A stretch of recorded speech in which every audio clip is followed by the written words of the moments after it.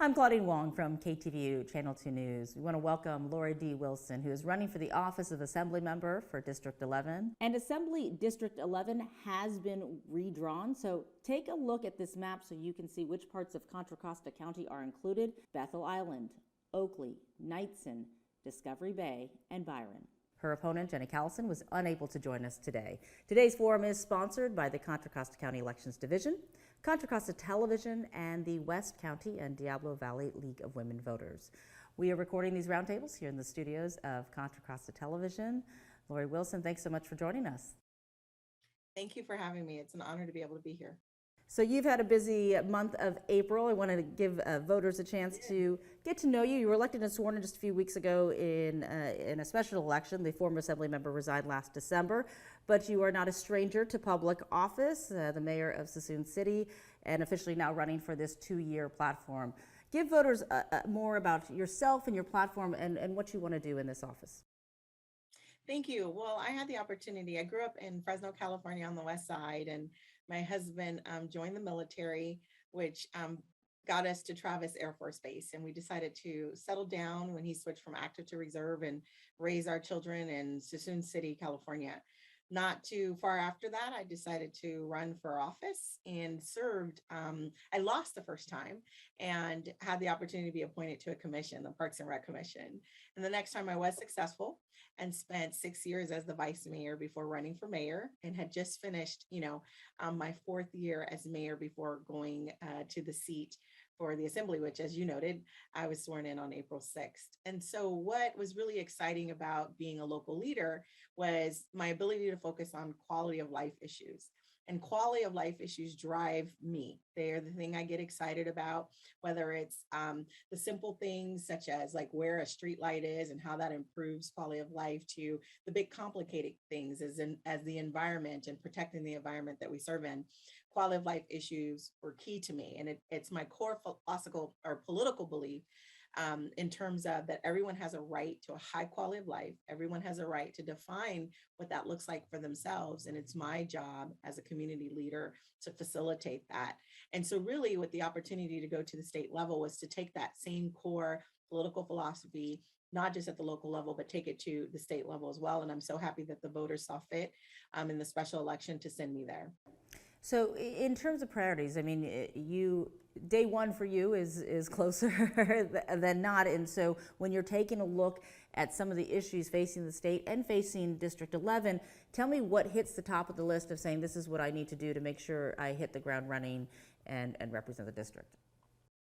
Yeah, absolutely. For me, my top 2 priorities have been housing and mental health. And those are key issues. They're both facing crises at this time, especially in the state of California. And if you look at what are probably on the top 5 list of the state of California will be housing and mental health. And so those 2 align with something I'm already interested in and passionate about and making a difference in. And so those are what I would say would be my top 2. But my third is really like quality of life issues. It's really whatever the issue of the day is and whatever the issue that I think draws a nexus to improving someone's quality of life are the type of things I want to focus on. Yeah, I want to dig a little deeper into those in just a moment, but I first want to talk about redistricting, because certainly that has played a role in the race. Your opponent now couldn't run in the special election because these lines were being withdrawn. District 11 newly drawn, so you have Solano County, all of Solano County, as well as portions of Contra Costa and Sacramento counties. When you're taking a look at this district and this new district and the new voters that now come to you, does it change the way you're approaching this? Do they have different issues and things that you want to address in this newly formed district?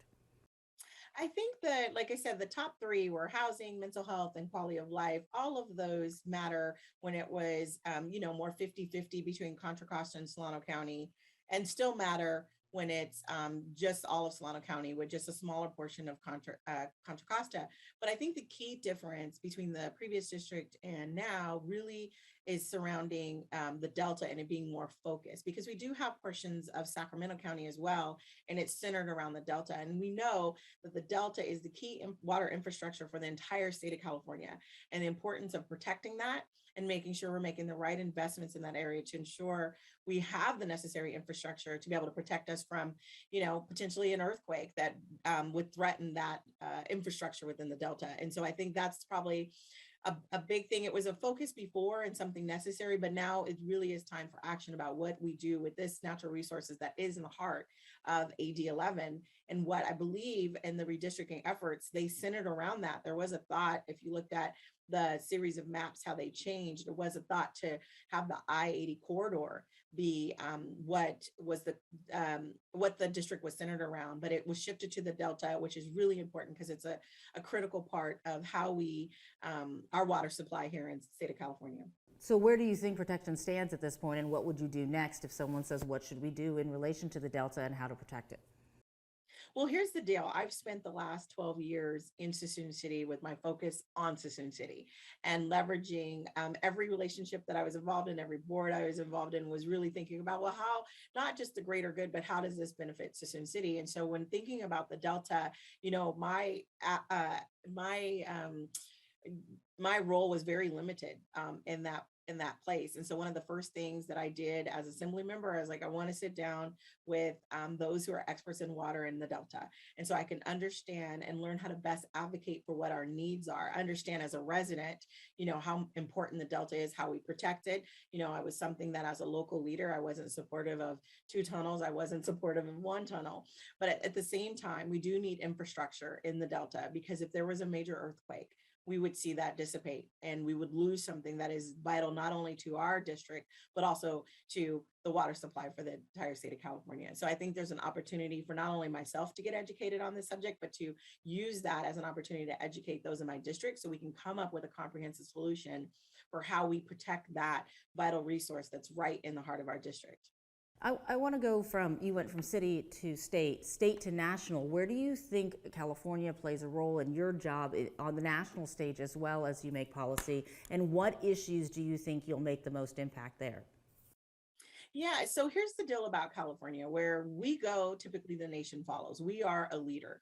And usually on every major change, California is usually in the front of it. And usually what the nation is doing is modeled after what we're doing in California, because we are a leader. We tend to be a risk taker, to go where no one's gone before and to push the envelope. And so I believe my job as a legislator is to continue that trend, right? And make sure we're the leader on all the emerging issues. And so some of that, I believe, is definitely when it comes to housing and mental health, and really mental health, that's key. Also healthcare. It's really important that everyone has access to quality and affordable healthcare, and not just, access in the sense of it's available, but really being able to take advantage of it. And I think that's something we haven't had, because it depends on your zip code, whether you have quality healthcare or not. We know that there are people who choose between, their medicine and eating a meal, and that absolutely should not be. And so, and there are people who are bankrupted by one medical necessity. Something happens in their family. Not only is that current generation bankrupt, but generations to come, because of the impact of that medical necessity. And we shouldn't have to worry that, is this next thing that's happening in my health going to damage the economic security of my family and my grandchildren, right? And so I think that there's an opportunity for the state of California to make strides in this particular area that the rest of the nation could follow. So when you look at the state of your district, the state of the state, where do you think it stands now in terms of where it sits currently, and how much growth and how much change needs to happen? I guess I might be confused by your question. So if you think of where the district population is, or no, just in terms of how it's dealing with these issues, do you think the district's in good shape right now, or do you think there's a lot that needs to happen to get it there? And same with the state of California. As a representative of District 11, do you think the state of California is doing okay, and how much change do you think needs to come? Yeah, I think there, for instance, I'll start with housing. I think in Solano County, we need affordable housing. People talk a lot about aging in place, and they usually mean our elderly. Can they age in place and be able to stay in the community they raise their children? We have children who can't age in place, meaning once they leave their parents' home, they can't afford the communities that they live in. So affordability is a key issue. But also one piece that plays in that is production, not being able to produce enough housing to match the growing trend in population. So Solano County is unique. We actually have borders. You can tell when you're going from one city to the other because there's open space, agriculture. That's one of the key issues, or the key drivers to our economy in Solano County is agriculture, right? And so how do we protect our open spaces? How do we protect our agriculture and make sure that there's access to them, but at the same time, make sure that in our cities, we're actually filling in those underutilized or underdeveloped areas and producing more housing. All right, And I'm going to interrupt you only go ahead. because I asked you a very big question with very Oh. little time left, and I want to give you a Okay. chance to make your closing statement. So I thank you Oh. for answering those important questions, and you will now have 2 minutes to make your closing statement. All right. Well, thank you for the time. It's been an absolute pleasure to be with you today and to be able to speak to the voters. I consider it an absolute honor to serve in this capacity as assembly member. I considered it an honor to serve as, a commissioner and an elected official in Suisun City. And, I recognize that it is a privilege to be able to be in this space, and I'm willing to serve as long as the voters would have me. I have had this opportunity to be a leader in Suisun City for the last 12 years, including my 4 years as mayor, which allowed me to be a leader at the Solano County level, including regional, by serving on Bay Area for Air Quality Management District, as also as Association Bay Area of Governments, where I got to be chair for housing.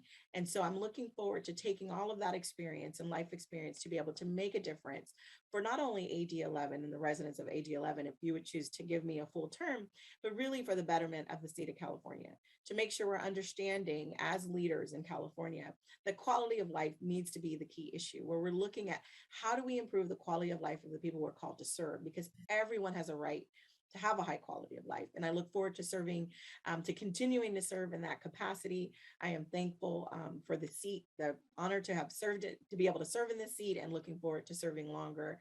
And I appreciate just all the people who've been involved with the campaign so far and who are engaging at the resident level. All right. Thank you so much for your time. That concludes our discussion with Assemblymember Lori D. Wilson, who is running for the office of Assembly Member for District 11 for a full term. And to view this broadcast online, go to www.cocovat.us. I'm Claudine Wong from KTVU, Channel 2 News. Thank you for watching, and don't forget to vote on June 7th.